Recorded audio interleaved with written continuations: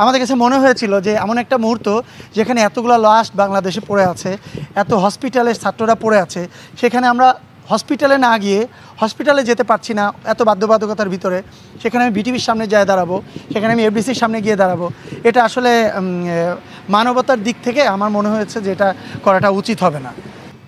প্রাথমিক পর্যায়ে আমি বলি, 15 তারিখে আমার জন্মদিন ছিল। আমি কিন্তু আমার জন্মদিন যেদিন প্রথম আক্রমণটা হলো, যখন ঢাকা ইউনিভার্সিটিতে যখন দুইটা মেয়েকে রাজাকার বলে মারতেছিল, হ্যাঁ যাই হোক যারাই হোক মারতেছিল, আমি কিন্তু সর্বপ্রথম আমার জন্মদিন 15 জুলাই আমি সেটা ক্যান্সেল করছি। আমি সবসময় আমার বন্ধুবান্ধবদেরকে নিয়ে আমার বাসায় ছোটোখাটো হলেও একটা প্রোগ্রাম করি, আমি সেটা ক্যান্সেল করে দিয়েছি। এবং 15 তারিখে আমার ফেসবুকে গিয়ে দেখবেন, 15 তারিখে যদি সারা বাংলাদেশের আর্টিস্টদের মনে করেন ফেসবুকে গিয়ে দেখবেন, বা কন্টেন্ট ক্রিয়েটারদের ফেসবুকে গিয়ে দেখবেন, সবার প্রথম যদি কেউ পোস্ট করে থাকে এই জয় চৌধুরী পোস্ট করছে। সবার প্রথম যদি কেউ পোস্ট করে থাকে, আপনি 15 ছাত্রদের পক্ষে আপনি দেখবেন ওইখানে আমি একটা স্ট্যাটাস দেওয়া আছে 15 তারিখে রাতে, আমি সর্বপ্রথম স্ট্যাটাস দিছি। এর পরবর্তীতে আমি কন্টিনিউ দিয়ে গিয়েছি, যেহেতু একটা সমষ্টিগতভাবে আমার অ্যাসোসিয়েশন, আমার 570 জন মেম্বার, হ্যাঁ ওদের নেতা আমি, সেক্ষেত্রে হুটহাট করে আমি চাইলেও কিন্তু কোথাও মুভ করতে পারি না, কারণ আমি ভোটে নির্বাচিত, আমি আমার একার সিদ্ধান্তে কখনো কিছু করতে পারি না। কিন্তু সেক্ষেত্রে আমার সমস্ত মেম্বার বলেন, আমার এক্সিকিউটিভ কমিটির যারা আছে, তাদের সবার সাথে যখন আমরা কথা বললাম, কথা বলার পরে মনে হলো যে আমরা আপনারা দেখছেন যে চুপচাপ বাদেও আমার বিপরীতে বা সরকারের পক্ষে তখন কিন্তু অনেক দল নেমেছিল, অনেকেই নামছে সরকারের পক্ষে। যেমন আমাদের বিটিভিতে যাওয়ার কথা ছিল, আমাদের এফডিসির সামনে অপোজিটে দাঁড়ানোর কথা ছিল, আমরা কিন্তু তখন যাইনি। তখন আমাদের কাছে মনে হয়েছিল যে এমন একটা মুহূর্ত যেখানে এতগুলো লাশ বাংলাদেশে পড়ে আছে, এত হসপিটালের ছাত্ররা পড়ে আছে, সেখানে আমরা হসপিটালে না গিয়ে হসপিটালে যেতে পারছি না এত বাধ্যবাধকতার ভিতরে, সেখানে আমি বিটিভির সামনে যায় দাঁড়াবো, সেখানে আমি এফডিসির সামনে গিয়ে দাঁড়াবো।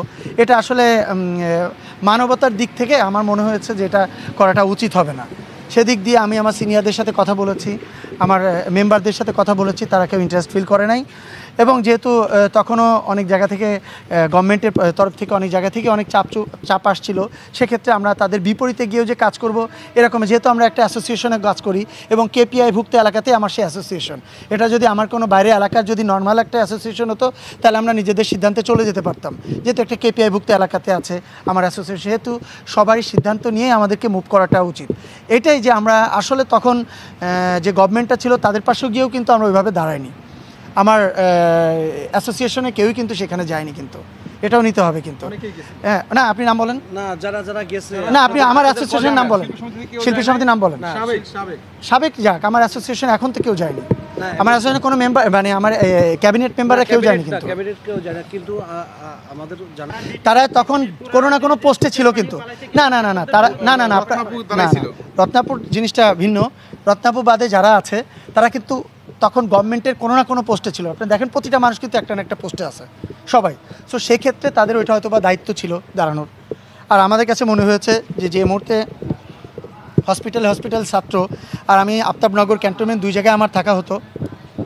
আমি যখন আফতাবনগর আসতাম তখন আমার ওখানে একটা হসপিটাল আছে, যখন দেখতাম প্রতিদিন 20 জন 30 জন করে লাশ যাচ্ছে হসপিটালে, আর আমার ছোটো বোনেরা ওরা স্টুডেন্টে পড়ে, ব্রাকে পড়ে, ছোটো ভাইয়েরা, এরকম আমার খুব ক্লোজ ভাইয়েরা অনেকেই মারা গেছে।